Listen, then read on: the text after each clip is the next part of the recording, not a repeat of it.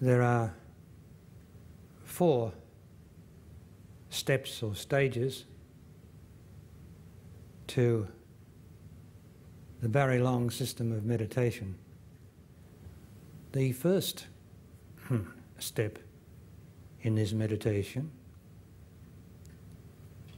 is not to take any prisoners in your living life. And at the same time, to let any prisoners that you have taken go. You'll remember I've described that we hold our prisoners as emotions inside our belly and our chest.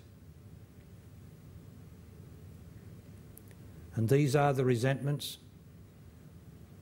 that we have felt deeply, and perhaps not so deeply sometimes, against other people and events in our living life.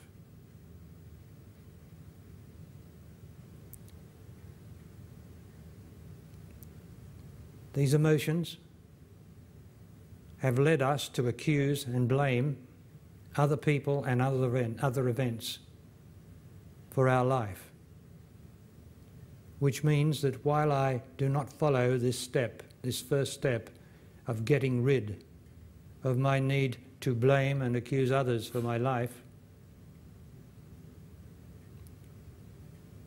I will not be free enough to effectively practice the next step.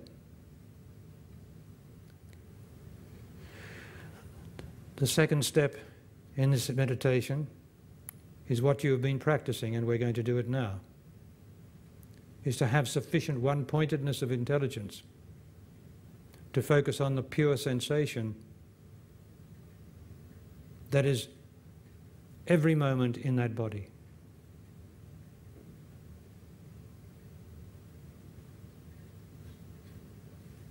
But this is a rare meditation. Most meditations start off with watching thought and all that sort of stuff, thought and emotions. But we're through that. Once you can do the first step in this meditation, it's not necessary to watch your thought. Your thought process, which is always troublesome, always is misleading. Once you practice the first step, you can then be practical with sufficient intelligence after time to focus on this pure sensation, which is the very origin of the senses of the physical body, which create the world and the earth around us. That's pretty fundamental, isn't it? And if you're not sure of that your body and senses create the world, then you'll have to be more intelligent in your self-discovery, in your self-examination, to see what is the fact here. Is what he's saying true? And that takes a lot of intelligence to break with the scientific idea that there's something out there that matters. It takes a lot of intelligence to break that addiction. But that's what we're concerned with, isn't it? And going along with that step 2 is another practice. And that is the practice of being grateful for what you have. For you will not manage step 2 until you show more gratitude for what you have. The simple things that you have.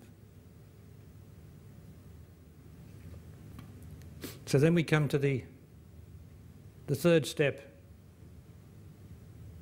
in this meditation, which is to realize life. First of all, I have to see with my own intelligence something. I have to see this not intellectually like the scientist sees things intellectually, but with the intellect, a reflection on the intellect, which is a reflection on the fact, the abstract fact of things. To see, when my son or daughter ask what's it about, to say just simply, come and we'll have a look at some dead beetles out here. Come have a look at that beetle there. Or that leaf there. What's happened to it? It's dead. That's right.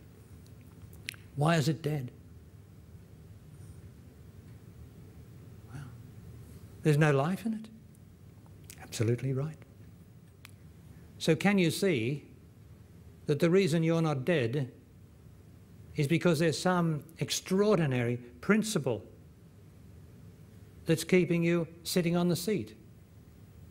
It's keeping you from falling over, because if you ever had a fainting attack, the first thing you do is fall over, straight down, like a pack of cards. Chum. That's a temporary withdrawal of the vitality, indeed, not of the life. When the life withdraws, you go down like a pack of cards.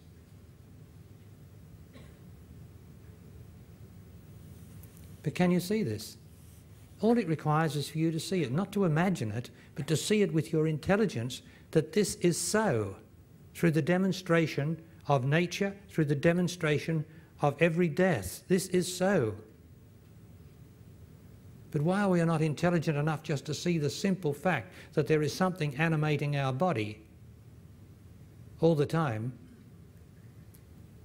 we can't be intelligent. Or we haven't got the time for doing that between the mortgage, our love life, and all our stupid ideas of what life is about. We just don't have the time for anything intelligent.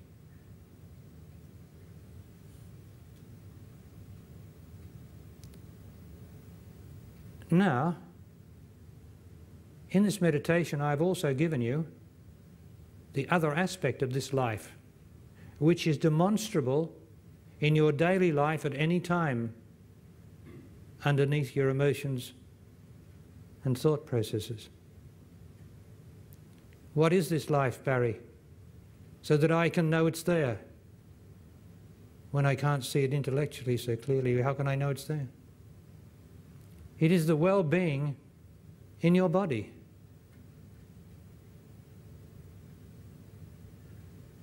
Everybody on earth has well-being. That's why it's possible to rush off to the football on Saturday afternoon, or for so many people to glue themselves to the television to watch sport of any kind in Australia. Because they have well-being. They don't have any sickness or illness to distract them from the main event, which is looking through the senses and being entertained by sport or anything else. The well-being's there all the time, like now. But of course it's subtle. But isn't life subtle? My God, life is so subtle. Subtle means almost impossible to register for anyone who's not intelligent enough. His speed of intelligence hasn't reached sufficient speed to register this subtlety of life. So let us do this now, please. Close your eyes. It's very important that you be relaxed, that you don't try. You must not try. You must not try to do anything. Just be relaxed. Relax the whole body. And now, first of all, you focus on your legs and your hands and pure sensation until you get the whole sensation of your body as a whole. If that's possible, you do that when you can. Whole sensation of the body. As much as you can. But just because you don't get the whole sensation of the body doesn't mean that you can't go on to the next step.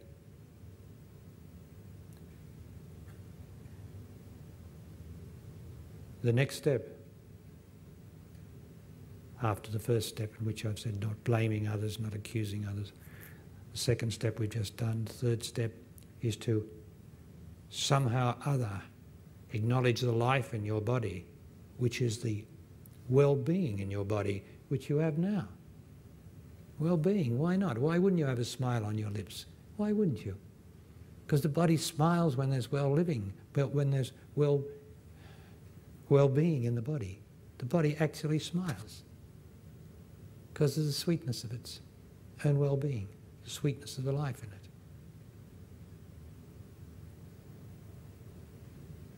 And then next, you focus on the subtlety, you put the intelligence on the solar plexus.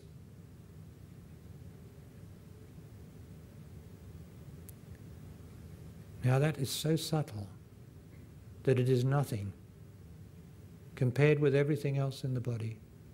The solar plexus, the solar sphere, is as nothing.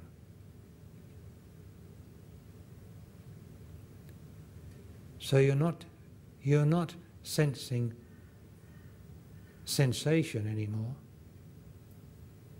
You're not sensing well-being anymore. You've passed through both of those, and you are now focused straight on the solar plexus of the body.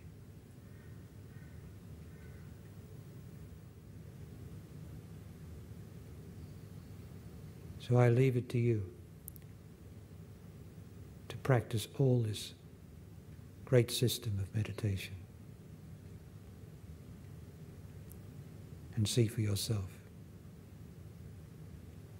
where it leads.